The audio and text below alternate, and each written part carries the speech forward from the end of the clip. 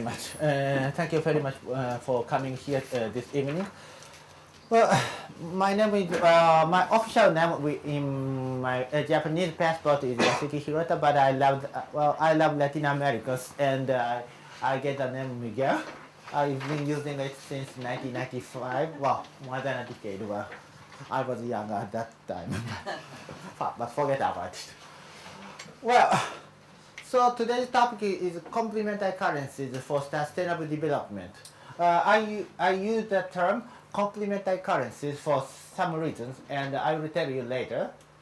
But well, anyway, here are my contacts. I'll give you. I'll show you those my contacts later again at the end of my presentation. So you don't have to write it down this right away, and. Also, you can download this PowerPoint here from my website www.olccjp.net.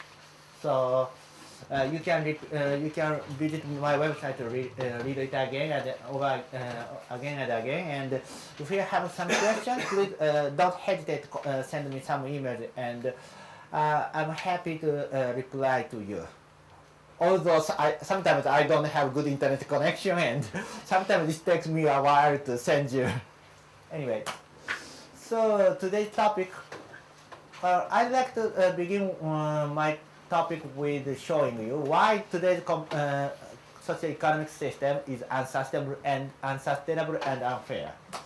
Then I will show you some required features for our monetary system if we want to promote sustainable and therefore fair development. And well, I'm not into only pure theory, so I want to show you practical examples. So as a hint for you to put in practice, something here in Oakland area.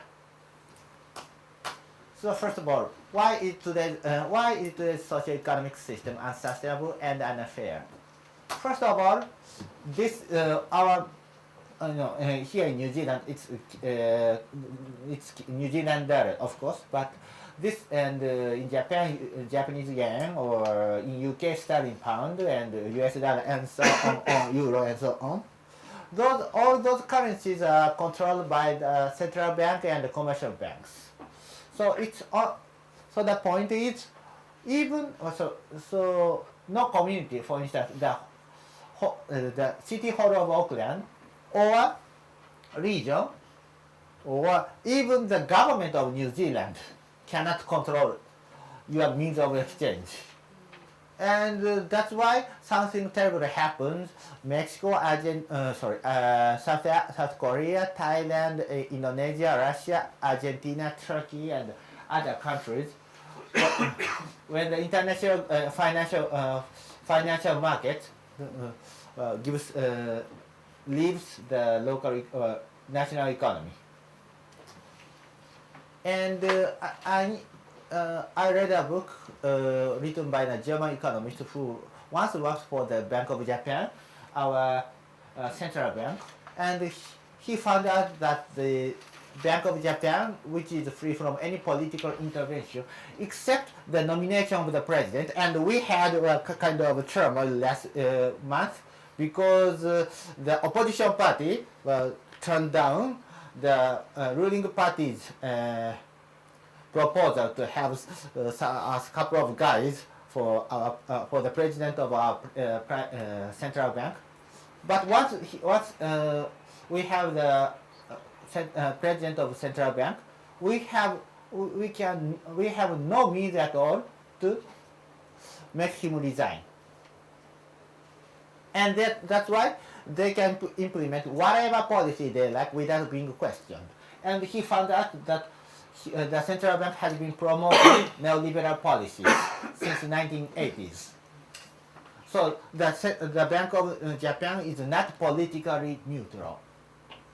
And I think similar, the picture is a little different from here in New Zealand and in other countries. And it enriches only the rich at the cost of the poor. I will tell you about this topic later. And it's quite difficult for long-term sustainable projects such as environment, education, and also housing to be invested. Or yeah, you can get loans, but you have to pay a lot of you can repay a lot because your interest rate here, especially in New Zealand, is extremely high. And that's why only short-term businesses like making toys or foods or clothing or whatsoever in China get their finance get finance, while those environmental projects are less likely to be invested. And another point is that this currency, not only Kiwi dollar but Japanese yen and all currencies are more or less linked to US dollars, and this is backed by oil standard. And actually, this standard is falling apart because the oil price is rising. That means US dollar is getting more and more worthless. And even George Soros, one of the experts in the financial in the speculation, admits like this: international trade and global financial markets are very good at generating wealth, but they cannot take care of other social needs such as the preservation of peace, alleviation of poverty, protection of the environment, labor conditions, or human rights, what are generally called public goods. Can you imagine people in the Wall Street investing for those projects for fair trade goods, or some let's say reforestation of Sahara? Can you imagine? No. And here in New Zealand, there in Japan, in US, somewhere else like US or Europe or China or everywhere, everybody talks about the economic growth. In the growth rate varies from country to country, but every economist said, well, the Kiwi economy must grow. I don't know how many percent, but let's say 3% or 5%. And the Chinese economy must grow 10%. Japanese economy 2 or 3. But more or less, they are unanimous in the sense that the economy every economy has to grow forever, and therefore exponentially. But as human beings, do we grow forever? Let's say, when I think that everybody here is over 20 years old. Yeah, I think so. So when we were children, we grew very quickly. And so if you are 170 centimeters tall at the age of 20, will you be like 230 centimeters at the age of 30? Well, some people say I was 50 kilograms weight, but I weighed only 50 kilograms at 20. But then I got fatter, 70 kilo, 80 kilo. But this is something else. And when you get too fat, you know that you are unhealthy. But with the compound interest rate, we are forced to grow more and more and more. And what in the natural world can grow exponentially? Do you have some idea? Viruses? Something similar, but Bacteria? Yeast. Yes. So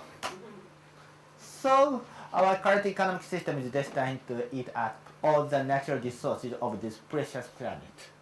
And this and another graphic can be found at this book, Interest and Inflation-Free Money. One of the most important, one of the masterpieces of our movement.